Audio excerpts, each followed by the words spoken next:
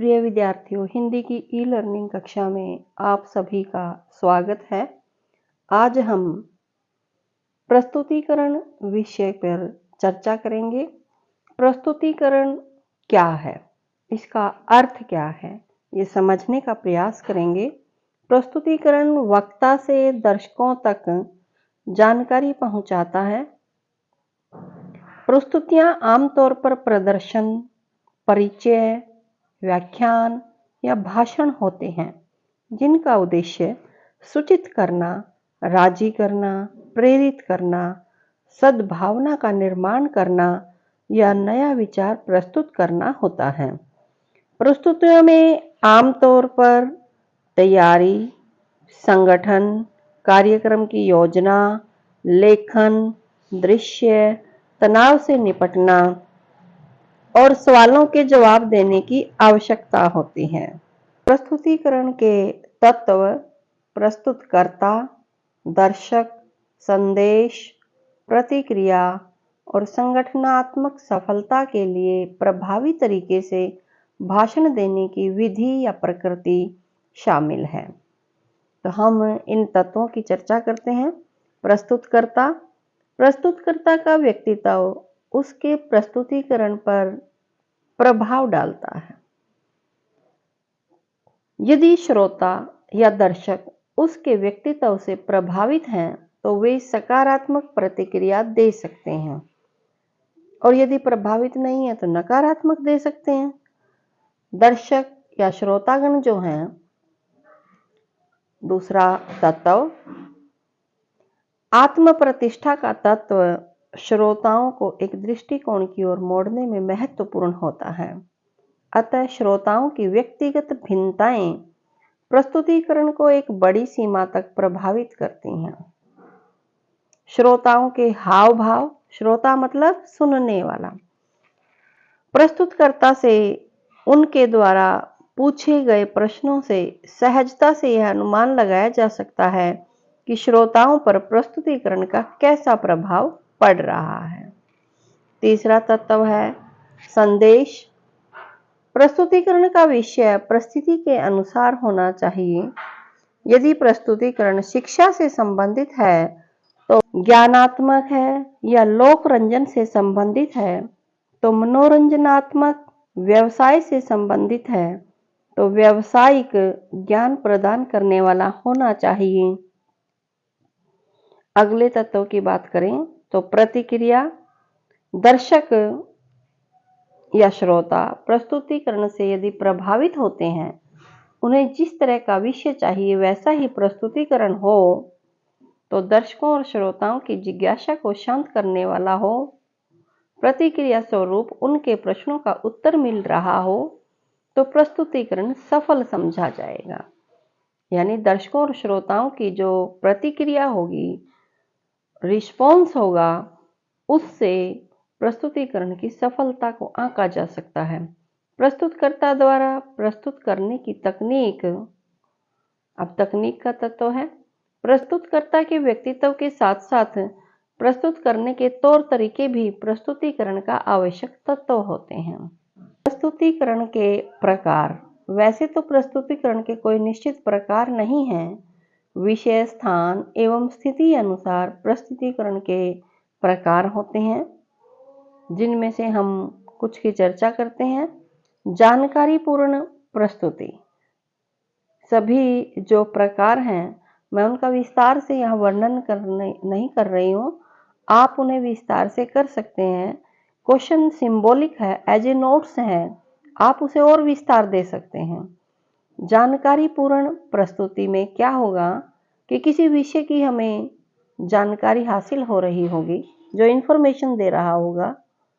दूसरा प्रकार है प्रेरक प्रस्तुति, जिसमें हमें प्रेरणा मिलती है, मोटिवेशन मिलता है किसी कार्य को करने के लिए, किसी लक्ष्य या उद्देश्य की ओर बढ़ने के लिए।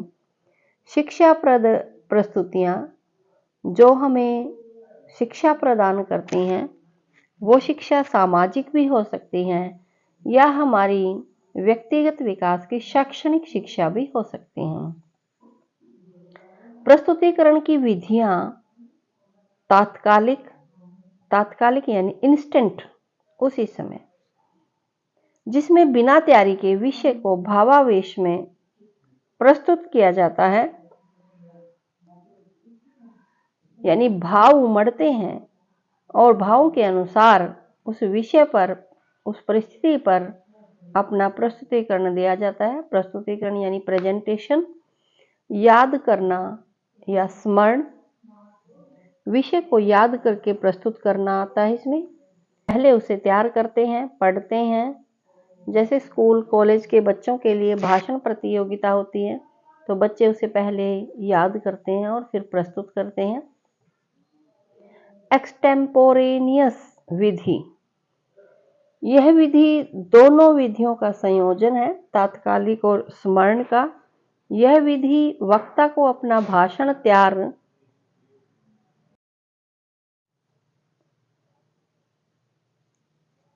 करने, नोट्स और मुख्य बिंदुओं का उपयोग पाठ्यक्रम, विषय को बनाए रखने में सहायता के रूप में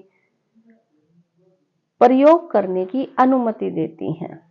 यानी आप नोट्स को ले सकते हैं साथ में, या कोई टीचिंग एड्स का प्रयोग कर सकते हैं। स्क्रिप्टिंग, इस विधि में लिखित भाषण की आवश्यकता होती थी, जिसे वक्ता श्रोताओं के सामने पढ़ता था। आजकल इस पद्धति का उपयोग समाचार आउटलेट्स द्वारा टेलीप्रॉम्प्टर के साथ करते हुए देख सकते हैं। जब वक्ता प्रस्तुतिकरण देता है तो दर्शकों के साथ नज़र संपर्क और समग्र संबंध बनाए रखने की जरूरत होती है। प्रस्तुतिकरण की तकनीक, यानी किस टेक्निक से प्रस्तुतिकरण तैयार किया जाए। अभ्यास, यानी बार बार उसे आप पढ़ें, लिखें, प्रस्तुत करके देखें। किसी अभ्यास करने के प्रैक्टिस रूम के अंदर, या शीशे के सामने, या किसी मित्र के सामने, फिर उनसे उन कमियों को पूछें। दृश्यों का उपयोग, आप साथ में जिस चीज़ को प्रस्तुत कर रहे हो उसके कोई मॉडल ले सकते हो, उनको दिखा सकते हो सांकेतिक रूप में।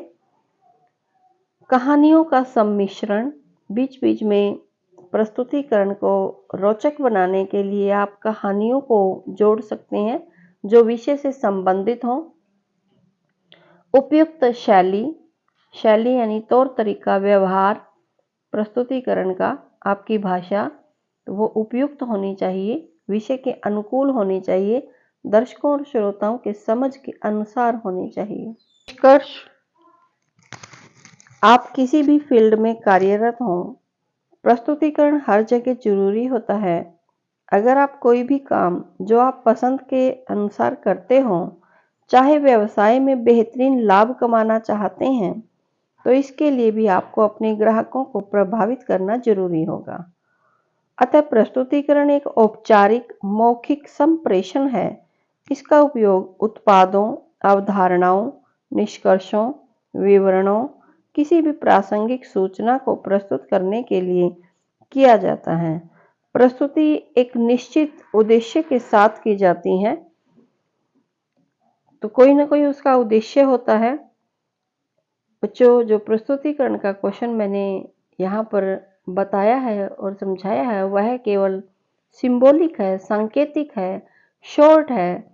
वीडियो में शॉर्ट इसलिए है बनाया गया है कि नेटवर्क प्रॉब्लम के चलते बच्चों को डाउनलोड में दिक्कत आती है, तो आप इससे अनुमान लगा सकते हैं कि प्रस्तुतिकरण इन एक्चुअल क्या है, उसमें किस किस तथ्य को जोड़ करके हम आगे बढ़ सकते हैं। जो पॉइंट्स हैं जिनका मैंने यहाँ पर विश्लेषण या विस्तार नहीं किया है, आप उन्हें विस्तार दे सकते हैं। धन्यवाद।